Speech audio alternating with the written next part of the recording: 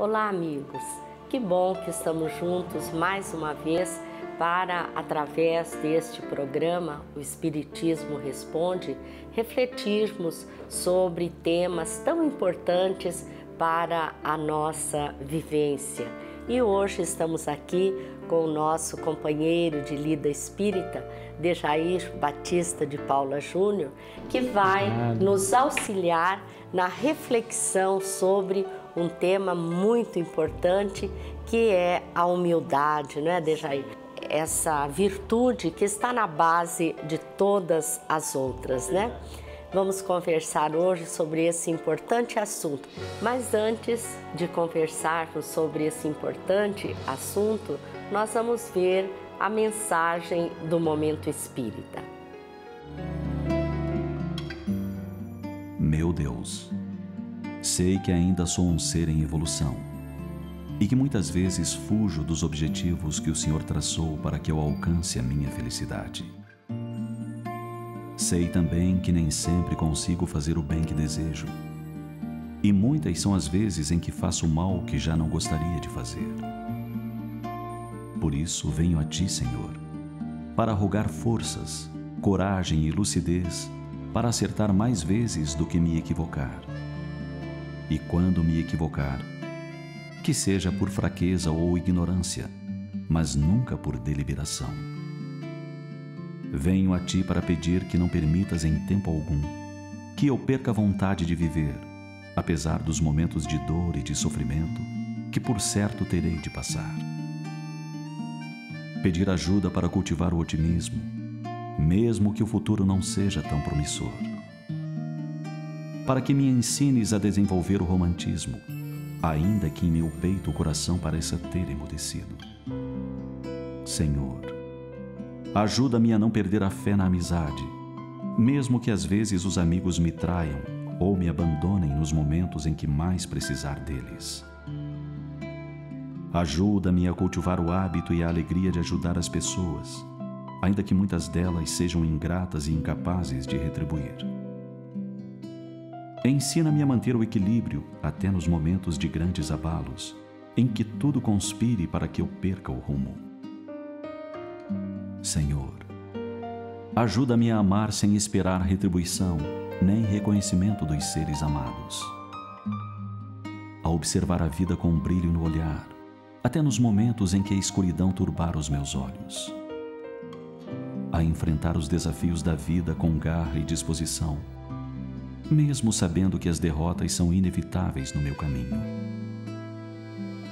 Permita-me usar sempre a razão e o bom senso, ainda que o apelo dos vícios seja forte, insistente e constante na minha intimidade. Sobretudo, Senhor, ajuda-me a elevar o sentimento de justiça acima dos meus próprios interesses. Permita-me conservar o amor pela família, mesmo que ela me exija imensos esforços e árduas renúncias em prol da sua harmonia. Ensina-me a ver sempre o lado bom e belo das coisas, apesar das lágrimas que brotarem amargas do fundo da minha alma. Senhor, que eu jamais perca a vontade de herdar as estrelas, mesmo habitando um planeta pequeno e de categoria inferior. E, acima de tudo, que eu jamais esqueça que o Senhor é a inteligência suprema do universo e que me ama infinitamente, que provê minhas necessidades, ampara-me sempre e só quer o meu aperfeiçoamento. Que eu possa entender as pessoas que são mais frágeis do que eu, a não julgar o meu semelhante, a educar meus sentimentos e a desenvolver minha inteligência. E por fim, que eu nunca esqueça que sou um espírito imortal e que minha felicidade é uma conquista minha. Nos dias em que a tristeza se apresentar dissimulada e insistente em sua janela, recolha-se por alguns instantes.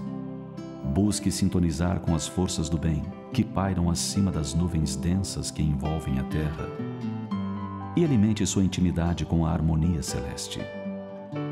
Não se deixe envolver pela tristeza, pois ela impedirá você de ver a esperança, que insiste em lhe acenar, com a certeza de que um novo e lindo dia surgirá.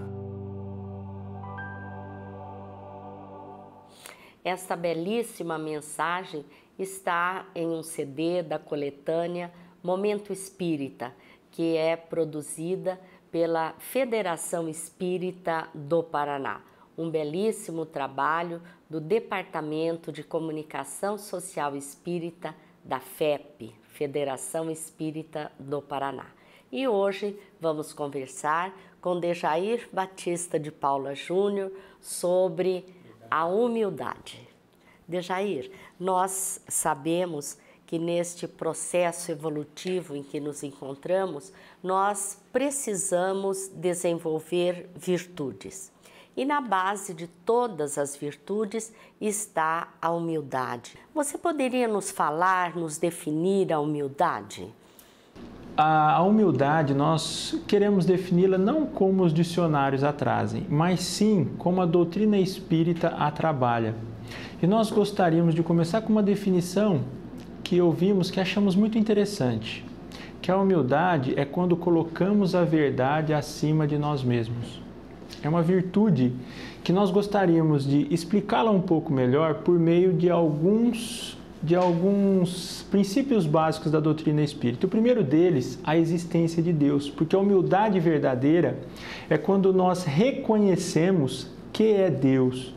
E nós confiamos mais em Deus do que em nós mesmos, porque nós sabemos que nós somos instrumentos de Deus. E sempre o melhor Ele nos trará. Então, a humildade, ela é muito importante nós reflexionarmos sobre ela, primeiro com esse ponto. E que Deus nos criou simples e ignorantes, ou seja, somos espíritos perfectíveis, em progresso nesse planeta, nesse momento. Mas que já passamos por planetas primitivos, talvez pela própria Terra e em outros planetas, e vamos passar para outros planetas também mais evoluídos. Então aqui já falamos de 3 princípios básicos, né? A imortalidade da alma, a existência de Deus, a pluralidade dos mundos habitados, a reencarnação, que já vivemos várias outras vidas e viveremos ainda, reencarnaremos outras vezes. E por fim, a comunicabilidade dos espíritos desencarnados conosco, encarnados, também é importante, porque por meio dessa comunicação nós descobrimos como é a vida futura, o que eles fizeram enquanto estiveram aqui na Terra para serem ou felizes ou para estarem em momentos difíceis do lado de lá, como consequência do que fizeram aqui. Então, a humildade é quando nós reconhecemos tudo isso, quem somos, que é Deus, né? Que é na pergunta número 1 do Livro dos Espíritos, que é Deus, é a inteligência suprema e a causa primária de todas as coisas. Nós nos referimos à importância, né, de se refletir sobre a humildade. Por que tal importância? Porque todas as outras virtudes, se nós não formos realmente humildes, nós não as teremos. E o Espírito Lacordaire, no Evangelho segundo o Espiritismo, no capítulo 7, Bem-aventurados os pobres de espíritos, lá nós temos 2 mensagens, né? No item 11 e 12, mas a do item 11 especificamente, sobre o orgulho e a humildade, que ele explica que sem a humildade vos adorneis de virtudes que não a possuís, ou seja, sem ela nós não conseguimos trabalhar as outras virtudes de forma completa. Poderemos estar em fase de desenvolvimento, mas completa somente com a humildade. Outro ponto importante é que somente com ela nós conseguimos progredir mais rapidamente, tanto intelectualmente quanto moralmente. Por quê? Porque nós reconhecemos a nossa necessidade, nós nos abrimos a novos aprendizados. E um outro ponto importante é que quando nós nos esforçamos para trabalhar a humildade, nós abrimos uma porta para nos sintonizarmos com os bons espíritos. Porque sem a humildade, nós bloqueamos essa sintonia com eles e nós não conseguimos as boas intuições, as boas inspirações, né, desses bons espíritos que querem tanto nos ajudar, e nós os atraímos assim.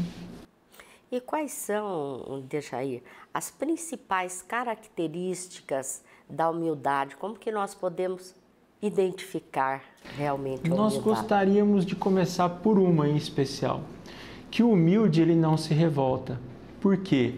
Uma das características, inclusive, do homem de bem, que está lá no capítulo 17 do Evangelho segundo o Espiritismo, é que o homem de bem, ele reconhece que tudo que ocorre em todo o universo é somente com a permissão de Deus.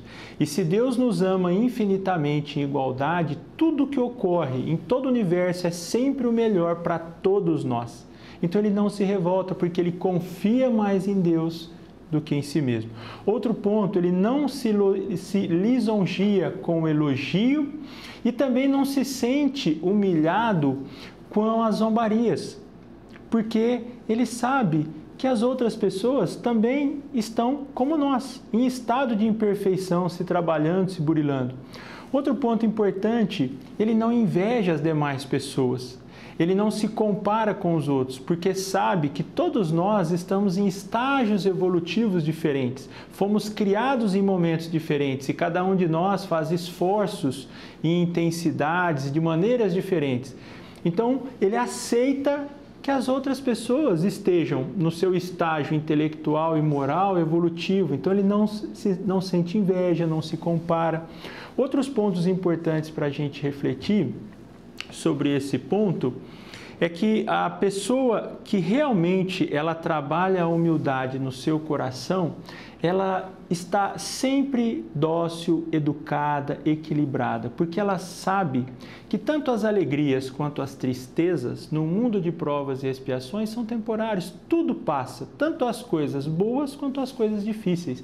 Então ela se esforça para se manter sempre com o seu pensamento e as suas emoções de forma disciplinada, equilibrada. Interessante, enquanto você ia falando, a gente vai como que passando um filme na gente e analisando como que a gente está nesse sentido, né? E realmente essas reflexões são importantíssimas, mas nós necessitamos sempre de exemplos, né? Em quem a gente possa vislumbrar a gente chegar a esse estágio. E qual você citaria como maior exemplo de humildade que nós já tivemos? Nós nos emocionamos só de lembrar dele, que é Jesus.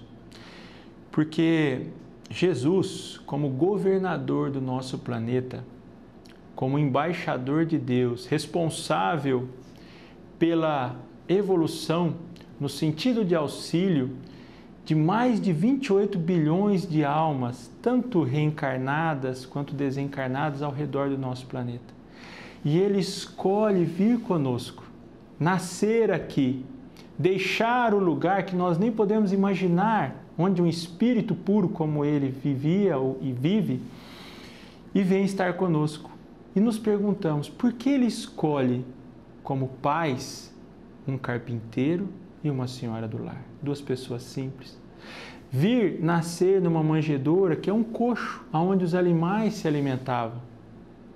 E refletimos um pouco mais. Esse espírito se permitir trabalhar como carpinteiro, um trabalho braçal, que naquele período, naquela época, tinha que se esforçar muito, trabalhar duramente para fazer aqueles pequenos equipamentos de madeira. E outro ponto importante, a paciência, a humildade de aguardar até os 30 anos, estar ali, aguardando o momento para que ele pudesse então espalhar e divulgar a verdade divina. Outro ponto importante é que ele não se eximiu das longas caminhadas que eram necessárias a pé naquele período. Outro ponto, ele também não se permitiu não conviver com as pessoas difíceis, seres difíceis, os quais, como nós, ele também compartilhou daquela convivência. Outro ponto que nós gostaríamos de refletir juntos é que Jesus, durante todo esse período, ele somente fez o que ele falou. E um dos pontos que está em Mateus, capítulo 20, versículo 27, ele disse: aquele que quiser ser o maior, seja o que mais serve. E o que ele fez durante toda a vida? Somente serviu.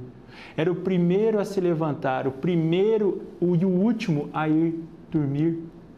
E sempre servindo, curando as pessoas, estando com o ouvido aberto para ouvir, muitas vezes, as dificuldades daquele povo que estava ali ao seu lado. E por último, na última ceia, quando ele então decide lavar os pés de todos os seus discípulos, ele nos dá ali um exemplo que todos nós devemos refletir a respeito, porque naquela época, quem lavava os pés de outros homens eram somente os escravos. E ele então diz aos seus discípulos que ele gostaria de lavar os pés de cada um deles, que eram seus amigos, irmãos, que ele os considerava. Para a gente refletir um pouco melhor sobre a humildade nas nossas vidas e como nós podemos lavar os pés uns dos outros. Realmente nós temos muito a desenvolver ainda em nós nesse sentido, né, Dejair? E qual a orientação que as obras espíritas nos dão no sentido de desenvolver a humildade em nossa vida? Eu gostaria de citar em especial, tem uma obra que eu gosto muito, que é O Consolador, ditado pelo Espírito Emmanuel, psicografado por Chico Xavier. Na pergunta 254, que é feita a Emmanuel, que é perguntado o que é a paciência e como adquiri-la. Na verdade, a sua resposta é para todas as virtudes, parte da sua resposta. E lá ele comenta o seguinte, que todas as virtudes, assim como a humildade, ela precisa ser um conhecimento vivenciado, ou seja, a perfeição ela só vem por meio da repetição. Outro ponto importante, ele diz que nós trazemos enfermidades psíquicas por séculos e séculos nas nossas vidas sucessivas. E que nós só vamos fazer esse trabalho, aí entre esses 3 pontos para nós trabalharmos a virtude, a humildade e todas as outras virtudes. Primeiro, é que nós precisamos fazer esforços. Somente com esforços nós faremos a nossa transformação. Por mais que eu ame outra pessoa, cabe somente a ela realizar a sua transformação. Segundo ponto que ele fala é não sermos indiferentes a tudo que nos ocorre, a tudo que nos passa, termos preguiça mental, preguiça de reflexionarmos a respeito da nossa vida, de tudo que acontece conosco e com os demais, porque nós podemos aprender também com os acertos, com os erros alheios e com os nossos. E por fim ele diz que nós precisamos entender que a responsabilidade das nossas atitudes são nossas e não das outras pessoas ou não das circunstâncias. Sempre quem decide quem vai fazer ou quem vai pensar, realizar, sentir, somos nós e não o outro. Então esses 3 pontos ele deixa bem claro. E gostaríamos também de complementar com a questão 909, que sempre a citamos do Livro dos Espíritos, que Kardec pergunta: poderia sempre o homem, pelos seus esforços, dominar, vencer as suas más tendências? E os espíritos superiores respondem: sim, e frequentemente fazendo esforços muito insignificantes. O que lhe falta é a vontade. Ah, quão poucos dentre vós fazem esforços. Que ela, na verdade, também fortalece a resposta de Emmanuel. Então, uma reflexão para fazermos, para desenvolvermos essa virtude. Dejair, nós observamos que muitas vezes os orgulhosos sobem muito alto em suas vidas. Por que Deus permite isso? Deus permite que muitas vezes nós, quando estamos muito orgulhosos, que a gente suba, primeiro, para nos dar tempo para refletir a respeito desses sentimentos. Segundo, para que a gente, por meio dessas reflexões, nós nos emendemos.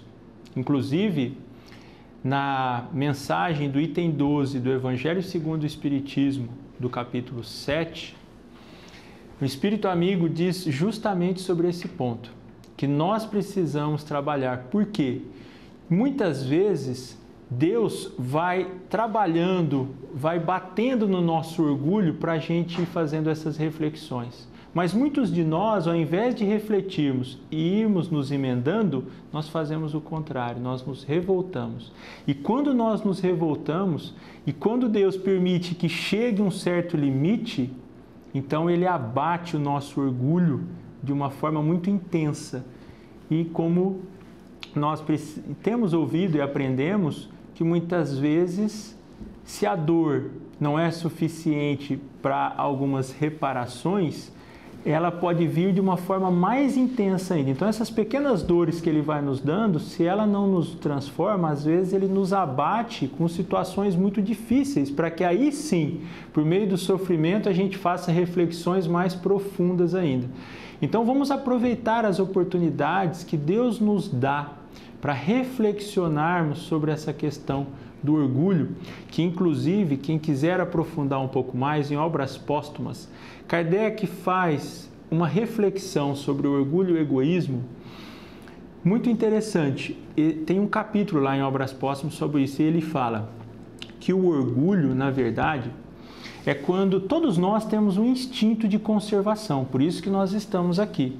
Temos esse instinto de conservação. E ele fala que o orgulho é a exacerbação da personalidade que nos faz acharmos melhores acima do que os outros. E quando nós trabalhamos o instinto de conservação de maneira excessiva, permitimos que se eleve demais, então isso se torna orgulho. Mas quando nós trabalhamos esse instinto de conservação dentro de um equilíbrio, nós nos estaremos bem. E isso depende do quê? Do nosso livre-arbítrio. Excelente, Dejair, é um material para a gente refletir bastante, né? E sugerimos aos nossos telespectadores que leiam as obras espíritas, né? Para que nós possamos nos esclarecer cada vez mais de desenvolver essas virtudes que, aliás, vão nos trazer felicidades, né?